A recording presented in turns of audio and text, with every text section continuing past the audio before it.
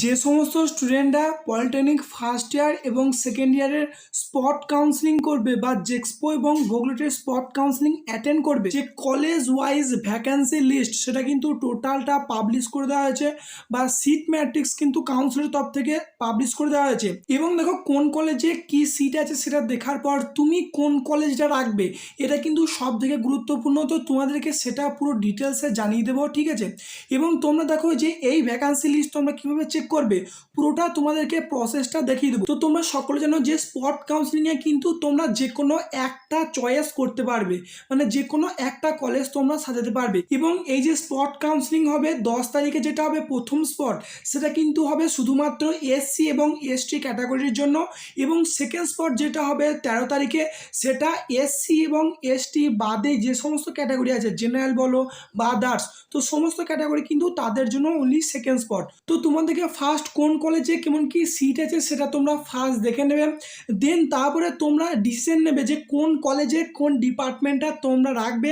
তারপরে তোমরা কিন্তু স্পট কাউন্সিলিংটা অ্যাটেন্ড করবে, তাতে তোমাদের পক্ষে এটা কিন্তু সুবিধা হবে, ঠিক আছে। তো প্রথমেই দেখো তোমাদেরকে সেই ভ্যাকান্সির লিস্ট চেক করার জন্য যে অফিসিয়াল চয়েস ফিলিংয়ের ওয়েবসাইট আছে জেক্সপো এবং ভোগলেটের, সেই ওয়েবসাইটে কিন্তু ফার্স্ট তোমাদেরকে চলে আসতে হবে।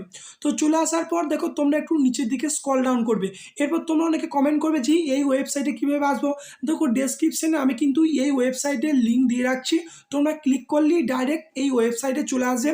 তো আসার পর নিচের দিকে স্ক্রল ডাউন করলে দেখো প্রথমেই তোমরা উপরে দুটো অপশান দেখো দেখতে পাচ্ছ, যে tentative seat matrix for spot counselling first year এবং tentative seat matrix for spot counselling second year. তো ফার্স্ট ইয়ার যেটা এটা কিন্তু জেক্সপো স্টুডেন্টদের জন্য এবং সেকেন্ড ইয়ার এটা কিন্তু ভোগলে স্টুডেন্টদের জন্য। তো তোমাদেরকে ফার্স্ট তুমি যদি জেক্সপো স্টুডেন্ট হও এই প্রথম অপশানে ক্লিক করে এই পিডিএফটা ডাউনলোড করে নেবে। এবং সেকেন্ড যে অপশানটা আছে তোমরা যারা ভোগলে স্টুডেন্ট আছো তোমরা সেকেন্ড অপশানে ক্লিক করে তোমরা এই সেকেন্ড পিডিএফটা ডাউনলোড করে নেবে।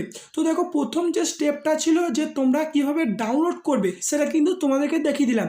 এরপর নেক্সট যেটা টপিক, যে তোমার পক্ষে কোন কলেজটি রাখা বেস্ট হবে, বা দেখো তুমি সেই কলেজে সেই ডিপার্টমেন্টটা রাখলে তোমার পাওয়ার চান্স থাকবে, ঠিক আছে। তো ফার্স্ট দেখো ডাউনলোড করে সে পিডিএফটি ওপেন করার পর তো তোমার যদি বাড়ির কাছে কোনো কলেজ থাকে সেটা প্রথমে লিস্টটা চেক করে নেবে। এবং এখানে যে লিস্টগুলো দেওয়া আছে এখানে কিন্তু শুধুমাত্র সেন্ট্রাল গভর্নমেন্টের দেওয়া আছে, গভর্নমেন্টের দেওয়া আছে এবং গভর্নমেন্ট স্পন্সারের দেওয়া আছে। যে দেখো কোনো প্রাইভেট কলেজে কটা কি সিট পড়ে আছে এখানে কিন্তু কোনো লিস্টে দেওয়া নেই। তো প্রথমে দেখো তোমার যদি কোনো বাড়ির কাছে কলেজ থাকে সেটা দেখবে, না হলে দেখো এখানে দুটো জিনিস তোমার ফলো করবে, যে তোমার র্যাঙ্কটা কেমন আছে, ঠিক আছে। তো তোমার র্যাঙ্ক যদি এক্ষেত্রে ভালো থাকে মানে কম র্যাঙ্ক হয় তাহলে তোমরা দেখবে যে কোন কলেজে একটু কম সিট আছে সেটা দেখবে। এবং দেখো তোমাদের যাদের বেশি র্যাঙ্ক আছে তোমরা কিন্তু রিস্ক নিতে যাবে না, যে কলেজে দেখবে বেশি পরিমাণে সিট আছে সেই কলেজটা কিন্তু তোমাদেরকে চয়েসে রাখতে হবে। যেহেতু তোমরা দেখতে পাচ্ছ যে স্পট কাউন্সিলিং তোমরা কিন্তু একটা করেই চান্স পাবে, মানে একটা চয়েস করতে পারবে, এর বেশি কিন্তু তোমরা কেউ চয়েস করতে পারবে না। তো দেখো আমি তোমাদেরকে উদাহরণস্বরূপ বুঝাচ্ছি, দেখো এখানে আছে আচার্য জে.সি. বোস পলিটেকনিক, অর্থাৎ আচার্য জগদীশ চন্দ্র বোস পলিটেকনিক। এখানে দেখো তুমি যদি লক্ষ্য করো যে ইলেকট্রিক্যাল ইঞ্জিনিয়ারিং, দেখো এখানে কিন্তু জেনারেলদের জন্য 3টি সিট ফাঁকা আছে এবং দেখো এসসিদের জন্য 2টো সিট ফাঁকা আছে।